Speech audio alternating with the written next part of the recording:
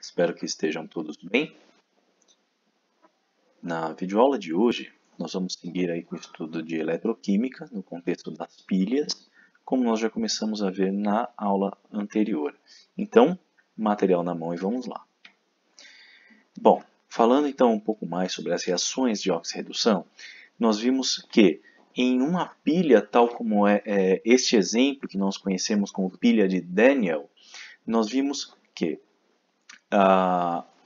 os átomos de zinco, na barra de zinco, na plaquinha de zinco, eles perdem elétrons, certo? Eles perdem elétrons, fazendo com que os átomos de zinco sejam transformados em íons positivos, ou seja, cátions de zinco, e esses elétrons, por sua vez, eles percorrem a fiação.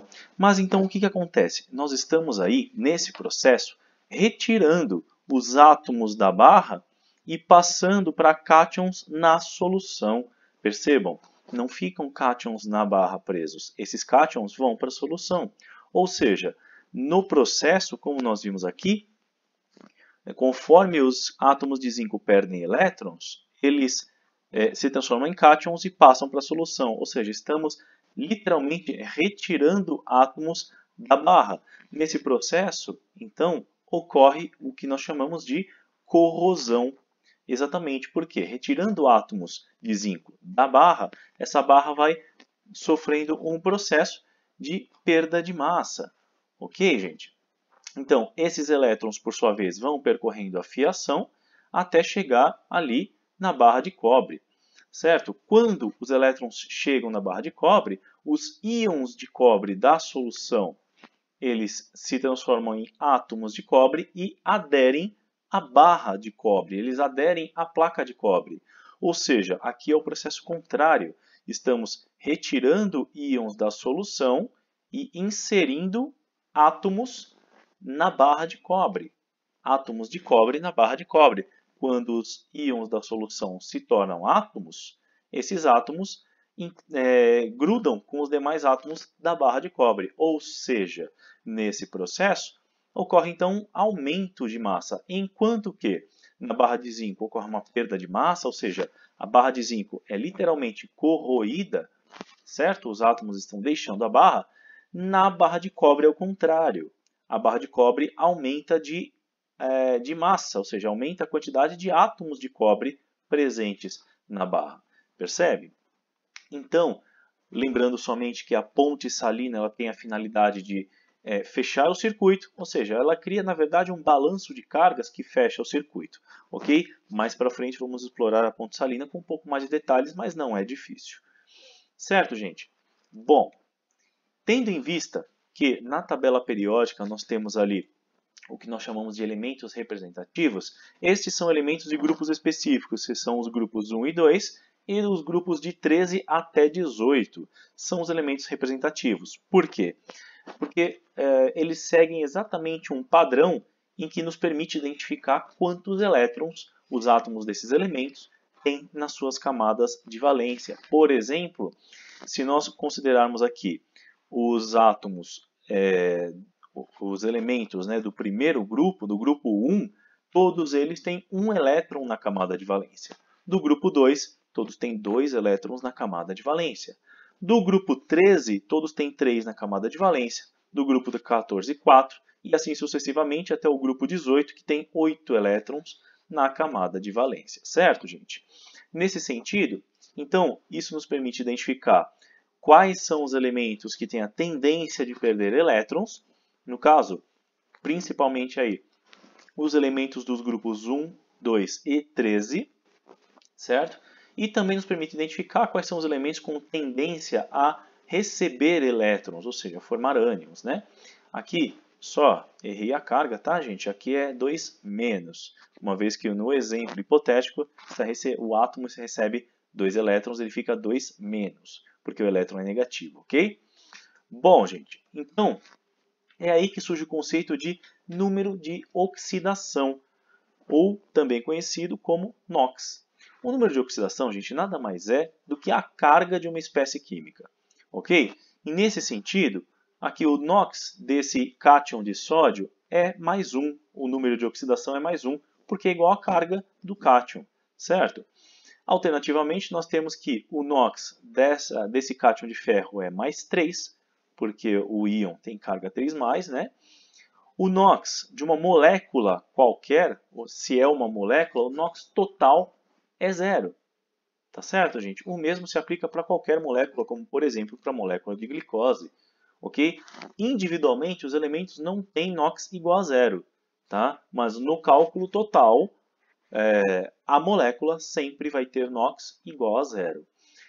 De outro lado, nós temos os íons, né? Os íons compostos. Então, no caso do nitrato, como nós estamos vendo na tela, o NOx do nitrato todo, juntando o nitrogênio e os 3 oxigênios, o NOx total é igual a menos 1, porque é igual à carga do próprio íon, que é menos. Certo? De outra forma, temos também o fosfato, que segue o mesmo padrão. A carga total do íon fosfato é menos 3. Certo, gente? Então, quais são as regras gerais com relação ao NOx, ao número de oxidação? Uma substância simples, como nós vimos no hidrogênio, né, ou como nós vimos na glicose, como nós vimos no hidrogênio, o NOx total é igual a 0, mas isso também é aplicável a substâncias compostas, ok? Então nós temos alguns exemplos de substâncias simples, certo? O oxigênio, o gás hidrogênio, o ozônio, o cloro, os gases nobres, etc. Todos eles têm NOx total igual a 0. Os próprios elementos, portanto, têm NOx igual a 0, tá certo? No caso da substância simples, não só o NOx da molécula é igual a 0, mas como o NOx do elemento também é 0. Ok? Nesse caso, a soma dos números de oxidação de todos os átomos de uma molécula é igual a 0. É o caso da molécula de glicose, certo? Somando então os NOx e as quantidades de cada elemento na fórmula, o NOx total da fórmula dá 0, ok? E a soma dos números de oxidação de todos os átomos de um íon, como nós vimos no nitrato, no fosfato, sempre resulta na carga do próprio íon, ok? Como nós já acabamos de ver também. No caso, então, dos metais alcalinos, ou seja, aqueles elementos do grupo 1 da tabela periódica, nós sabemos que o número de oxidação ele pode ser 0 sempre, ou seja, na forma de átomo, ou, no caso de íon, o NOx é sempre mais 1. Ou seja, isso significa que todos os metais alcalinos sempre vão formar cátions com carga mais 1. Ok? Nesse caso, os NOx são mais 1. No exemplo, nós temos o sódio, né, em que o número de oxidação do sódio, como ele está na forma de cátion, sódio mais, o NOx é mais 1. Ok? No caso dos metais alcalino-terrosos, o NOx, de forma similar aos alcalinos, o NOx é mais 2. Por quê? Alcalinos terrosos são os elementos do grupo 2. Portanto, todos os elementos do grupo 2 podem ter NOx igual a 0, seja na forma de átomos ou na forma de íons, é o NOx mais 2. Ok? É o caso do magnésio, por exemplo, do cálcio e do berílio. Certo, gente? No caso dos calcogênios, que é a família do oxigênio, né? O número de oxidação é igual a menos 2, em geral, tá certo? Então, vamos lá, os elementos do grupo 16 são a família do oxigênio, o NOx é menos 2. Então, no caso do enxofre, né, que é da família do oxigênio, o número de oxidação do enxofre é menos 2. Já no composto carbonato de cálcio, né, o CaCO3, o número de oxidação do oxigênio é menos 2, certo? Em alguns compostos, como é o caso do peróxido de hidrogênio, ou seja, a água oxigenada, né, o H2O2. Nesses casos tem uma exceção, em que o oxigênio assume NOx igual a menos 1. Legal, gente? Bom, no caso dos halogênios, são os elementos ali da família 17, o número de oxidação é menos 1. Ok? Então nós temos ali o composto HF, que é o fluoreto de hidrogênio ou ácido fluorídrico. O número de oxidação do flúor é menos 1. Certo? E no composto cloreto de sódio, o NOx do cloro é menos 1. Beleza, gente? Então, temos ali, por exemplo, o oxigênio, cujo número de oxidação nós vimos que é menos 2, tem suas exceções, né? Ali, no caso da água, segue o padrão. No caso do composto O2F2, ele seria o difluoreto de oxigênio, né?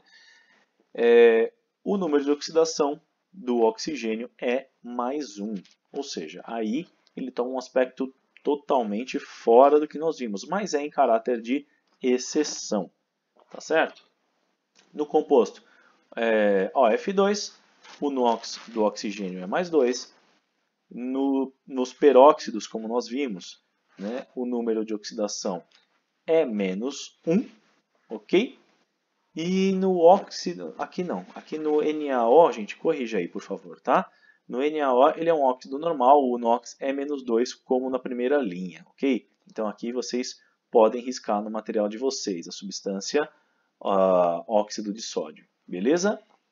Bom, quanto ao alumínio, zinco e prata, como funcionam? Eles têm respectivamente NOx mais 3, mais 2 e mais 1.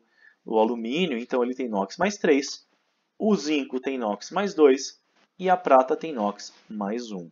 Os demais elementos, ou seja, todos aqueles que não foram citados aqui, eles todos têm NOx variável, ou seja, número de oxidação variável, né? Então, todos os elementos do grupo 1, NOx mais 1, todos do grupo 2, NOx mais 2, alguns elementos específicos têm o NOx específico também, certo? E os outros foram citados aqui, os que não foram, pode variar.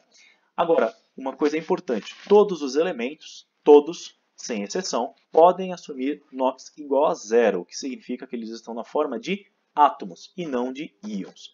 Beleza então, gente? Bom, espero que vocês tenham entendido, espero que tenham gostado. Vamos praticar a nossa aula online. Até a nossa próxima videoaula e que a força esteja com vocês. Valeu, pessoal, até a próxima.